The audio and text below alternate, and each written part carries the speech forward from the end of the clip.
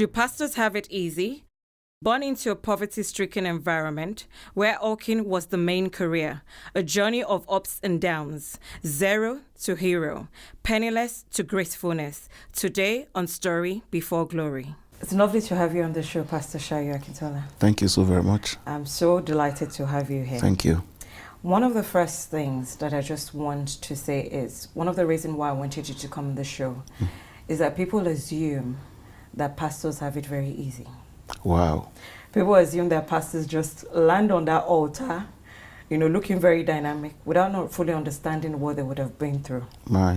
I would want you to share with us just briefly a bit about your background.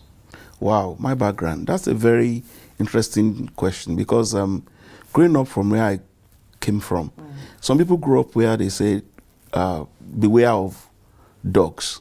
For me, I grew up where we would say, beware of goats. Because we don't usually see dogs, we see goats. It's such an area that if you grow up in that kind of setting, the only thing you can aspire to be in life is probably become a taxi driver or something of that nature.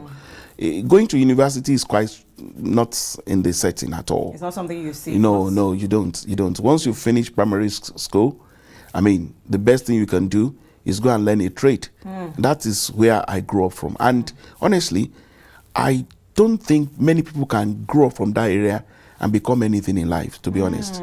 So that's my background. So very negative, setting, very limited in what you can expect. Very negative, very limited, very unencouraging, if I can use the word. Yeah.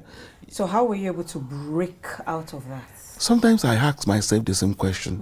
How am I able to break from that kind of setting? I just believe what changed my life actually was the day I became a Christian, because I was already going that route. I was already tending towards that direction too. Yeah. But maybe hawking or selling. I did all that. There is probably nothing I've not sold, as in try to hawk, to sell, to go to school. There was a time I had to buy a fish myself and cut it and fry it and sell it so that I can get money to buy shoes to go to school. Actually going to fish, cook it, sell it so that I can get some money to buy a sandal for school.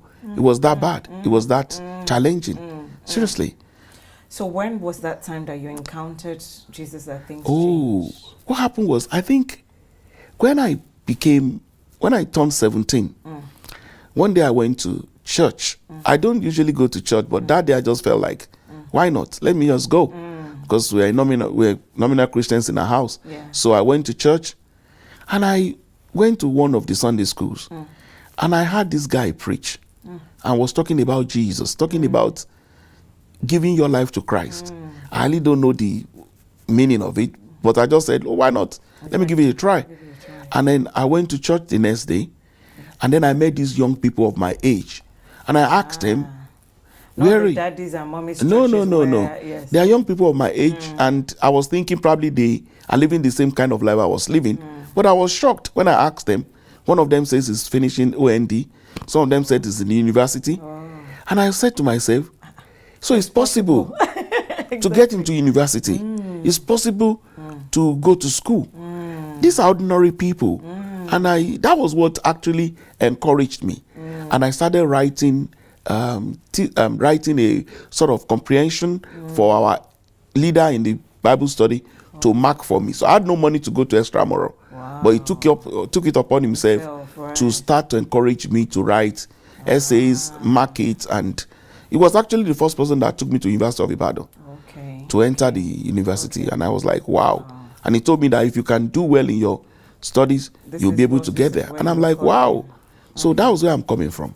Praise God. And you did end up at University of Ibadan. Yes, I did. You also shared with me that when you were in university, it was again another trails of challenges in terms of, there were times where during holidays, what would you have to do? Some people would like for the school to go on holiday. I will always pray that we are not going on holiday, because going on holiday is another challenge. There's no place I want to go back to. I can't go back to my parents because the atmosphere there is not even conducive for learning. So what I used to do, you'll be surprised to know that when they tell us to pack out of the hall of residence, I will not pack out. I'll pretend as if I'm packing out, but I'll stay behind, switch off the lights, and I'll be walking in the darkness because I don't want them to see the light for them to know there is somebody hanging around on the campus. So, because all the accommodation should be empty. Yes, so lights out, there yes, should be anybody yes. there. But that's what I find myself living in that kind of situation and environment.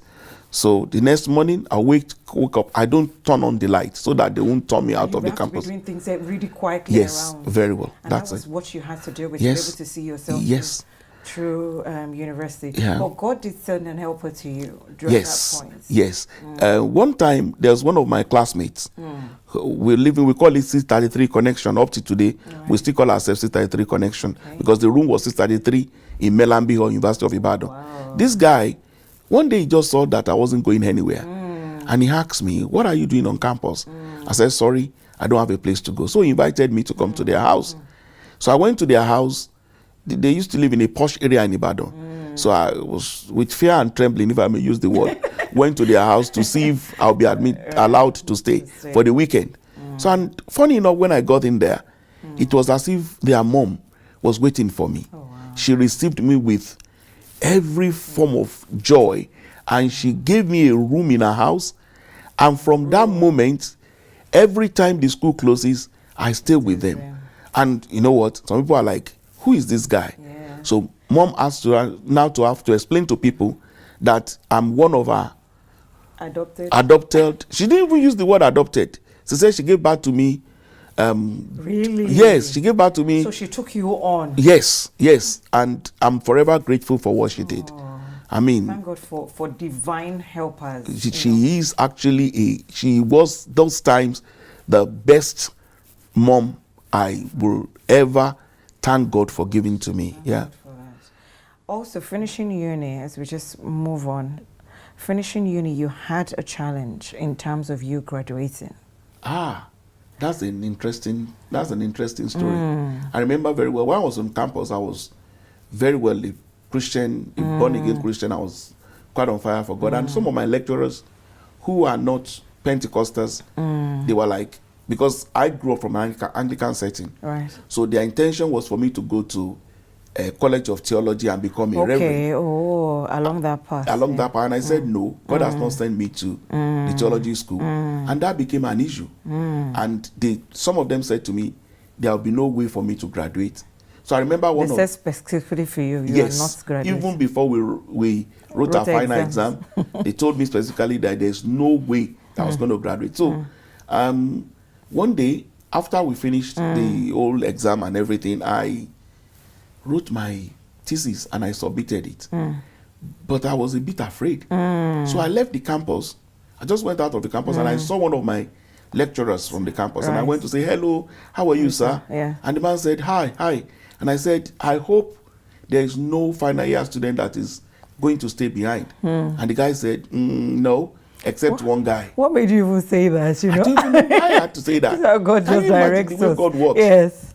And the guy now asked me, my lecturer now asked me, excuse me, what's your name? And I told him my name. And he said, no, that cannot be you.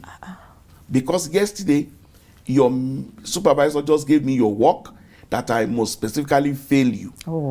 And I said, for what? The man said, I don't know. But had it been, this conversation is happening 2 days after this time, I will have submitted your thesis and you will have failed. Wow. So I said, wow. So I ran back to the campus. The man went back to campus. I ran back and I ran to his office. And I knocked on his door and I said to him, sir, I didn't give you my matric number. Just to yes, you want be to sure that he knows what he's talking about. Then he laughed and he said I should come into his office. Getting to his office, he just brought out my thesis. I said, is this not your thesis? I said, yes. He said, go out. I'm going to make sure that you passed.